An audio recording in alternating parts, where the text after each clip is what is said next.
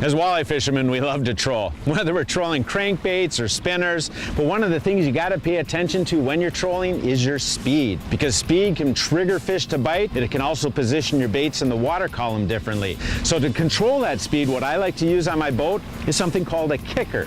The thing is, it's got to be smooth and it's got to idle slow. The engine I've been using for years is called the Pro Kicker.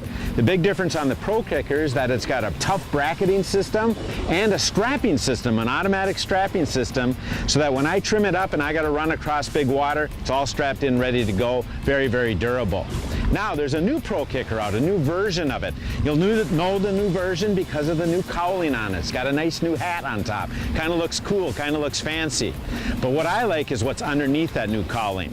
Two things in particular. The first thing is that they went away from the old primer ball to start this engine up. You no longer have to prime your engine. It's got a nice 3-position choke on it. So for example, if it's cold out or damp out, it's going to be a little tougher to get that engine going. Pull the choke out, start her up. She'll rev up right away when that choke is out. It'll allow that engine to warm up quicker. You'll be able to push the choke in and ready to start slow trolling right away.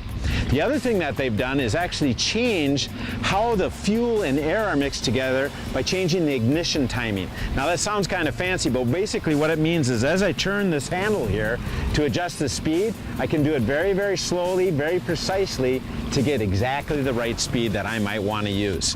How important is that right speed? I brought along my precision trolling app here, and what I'm looking at is like a #1 tadpole. Now a tadpole is a weighting system, much like lead core, snap weights, keel systems. Any weighting system, speed will affect how deep that bait goes. The slower you go, the deeper it'll go. So for example, this tadpole with 30 feet of line out, if I'm going 1.25 miles an hour, it goes 15 feet down.